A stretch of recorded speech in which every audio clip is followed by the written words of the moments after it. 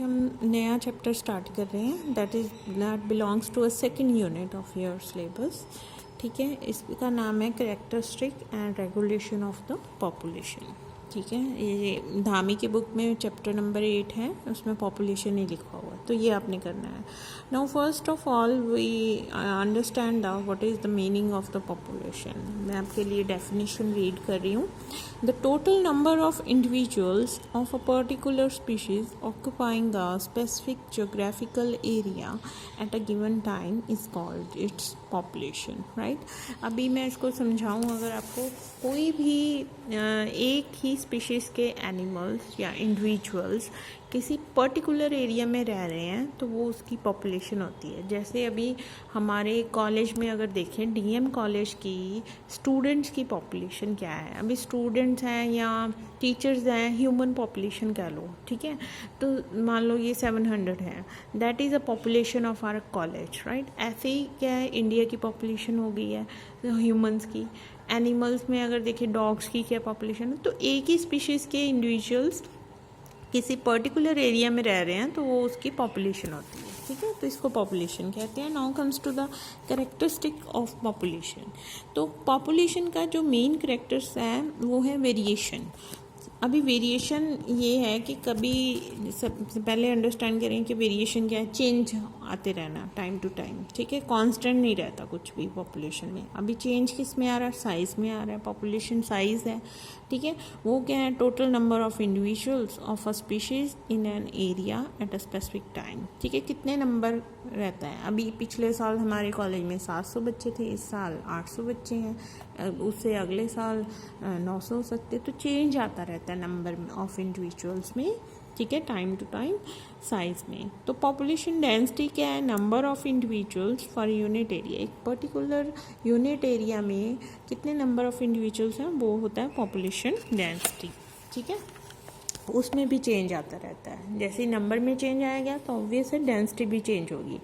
Now comes to the third point, character है जो as structure. As structure क्या है कि एक पॉपुलेशन में हर तरह के एज का बंदा होएगा, यंग भी होएगा, अडल्ट भी होएगा और ओल्ड भी होएगा। फोर्थ है जो character, that is a sex ratio. Sex ratio में क्या है, मेल्स एंड फीमेल्स पर 1000 इंडिविजुअल्स के पीछे, 1000 इंडिविजुअल के पीछे कितने मेल्स हैं कितनी फीमेल्स हैं, तो वो होता है किसी भी पॉपुलेशन का सेक्स रेशियो। तो ये हैं सारे कैरेक्टरिस्टिक्स ऑफ पॉपुलेशन। अब फैक्टर्स कौन कौन से हैं जो पॉपुलेशन को अफेक्ट करते हैं। ठीक है, सबसे पहला तो बर्थ रेट है, नेटैलिटी रेट बोलते हैं जिसको। किसी पॉपुलेशन में उसकी इंडिविजुअल्स का कितना बर्थ रेट है, एक साल में या एक महीने में कितने बच्चे पैदा हो रहे हैं, तो वो है ऑब्वियस है। ज़्यादा होंगे तो ज़्यादा पॉपुलेशन हो जाएगी, कम होंगे तो कम। तो वैसे ही डेथ रेट है, जितने मर रहे हैं एक महीने में, एक साल में, तो उतनी वो भी अफेक्ट करेगी पॉपुलेशन साइज़ को। ठीक है, तो ज़्यादा डेथ होएगी तो कम हो जाएगी पॉपुलेशन, ज़्यादा कम होएगी डेथ तो ज़्यादा पॉपुलेशन साइज हो जाएगा। वैसे इमिग्रेशन एमिग्रेशन है। इमिग्रेशन का क्या है, एंट्री ऑफ इंडिविजुअल्स, ठीक है, from other countries, from other areas. ठीक है, तो कितने हमारे कंट्री में आ रहे हैं, तो ज़्यादा आएंगे बाहर से तो ज़्यादा पॉपुलेशन हो जाएगी इंडिया की, ज़्यादा बाहर जाएंगे तो कम हो जाएगी। वैसे ही माइग्रेशन है।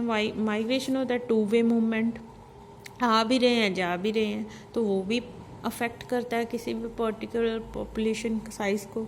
ठीक है, now comes to the age distribution. Age distribution क्या है कि जैसे अभी यहाँ पे आपके फिगर करना है आपने 8.2, इसमें आपने 3 चार्ट दिया हुआ है, 3 फिगर्स दी हुई हैं, rapidly growing population, stationary population and declining population. जो रैपिडली ग्रोइंग पॉपुलेशन है उसमें क्या, अभी पहले ही हमने किया कि जो पॉपुलेशन उसमें हर साइज़ का एज के बंदे होंगे, यंग भी होंगे, अडल्ट होंगे एंड ओल्ड होंगे। रैपिडली ग्रोइंग पॉपुलेशन में क्या है, जो बर्थ रेट है वो हाई है एंड डेथ रेट है जो वो कम है। ठीक है, बर्थ ज़्यादा हो रहा है, मर कम रहे हैं, डेथ कम हो रही है, तो वो क्या ग्रो कर रही है जल्दी से पॉपुलेशन। अभी स्टेबल पॉपुलेशन में क्या है, almost death rate and birth rate equal है। ठीक है, तो ज़्यादा कोई फ़र्क नहीं पड़ रहा नंबर पर। डिक्लाइनिंग पॉपुलेशन में क्या है कि बर्थ रेट इतना ज़्यादा नहीं है लेकिन डेथ रेट है वो ज़्यादा है, ठीक है, तो वो पॉपुलेशन धीरे धीरे ख़त्म होते जा रही है। अपार्ट फ्रॉम दीज फैक्टर्स और कौन से फैक्टर हैं? Environmental factor. एनवायरमेंटल फैक्टर में जो सबसे मोस्ट प्रोमिनेंट फैक्टर है वो है फूड एंड शेल्टर, जो किसी भी पॉपुलेशन को अफेक्ट करता है।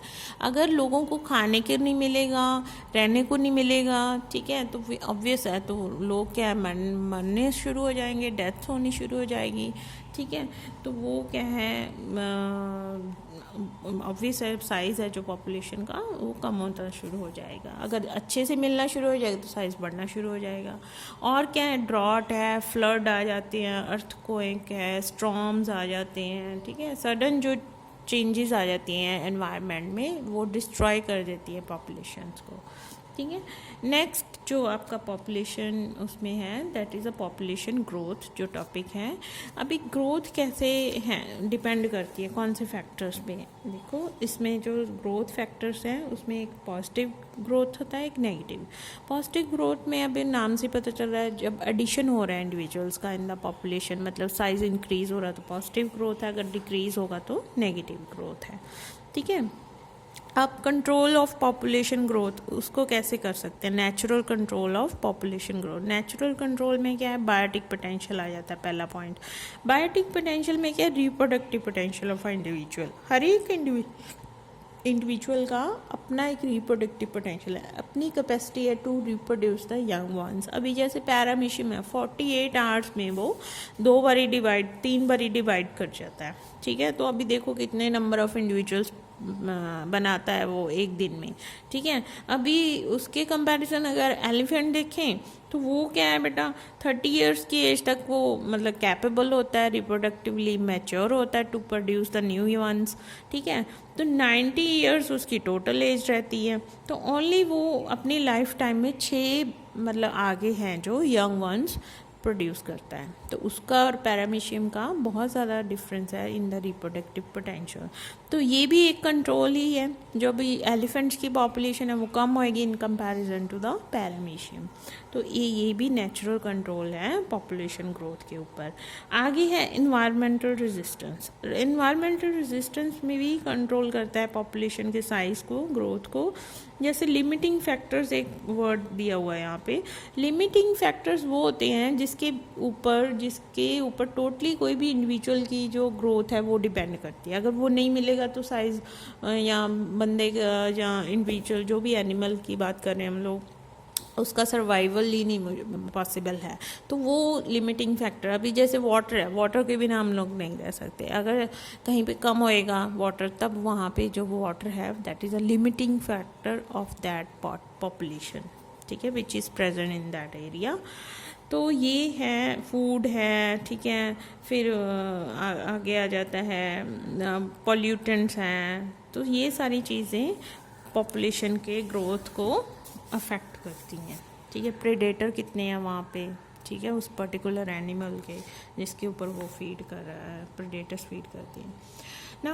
आगे इन्होंने 2 पॉइंट में इसको इन्वायरमेंटल रेजिस्टेंस को डिवाइड किया है। एक है density independent factors, density dependent factors. Density independent factors वो आ जाते हैं बेटा जो किसी भी एनिमल की पॉपुलेशन को अफेक्ट करते हैं, उसके साइज़ को कम या ज़्यादा कर देते हैं। लेकिन वो जो फैक्टर्स हैं वो उनके ऊपर डिपेंड नहीं करते इस पॉपुलेशन के साइज़ के ऊपर। एनिमल्स का साइज़ कम हो रहा है या ज़्यादा हो रहा है, फैक्टर्स को कोई मतलब नहीं है। फैक्टर्स उनका साइज़ कम या ज़्यादा कर सकते हैं। ये है डेंसिटी इंडिपेंडेंट फैक्टर। अभी एग्जाम्पलीफाई करूँ, जैसे रेन है, ठीक है, बारिश को कोई मतलब नहीं है कि डीएम कॉलेज में कितने नंबर ऑफ डॉग्स हैं, ठीक है। अगर ज़्यादा बारिश हो रही है तब भी कोई मतलब नहीं, कम हो रही है तब भी। लेकिन हाँ, वो डॉग्स का सर्वाइवल सपोज उसके बारिश के ऊपर सर्वाइव कर रहा है, ठीक है। अगर ज़्यादा होगी, मान लो डॉग्स को ज़्यादा गर्मी पड़ रही है, अभी बारिश की ज़रूरत है, अगर नहीं बारिश होएगी तो उनका सर्वाइवल मुश्किल है, वो मर सकते हैं। Dogs are dependent on the rain of the particular area, but rain is not depend on the dog. That is a density dependent independent factors, right?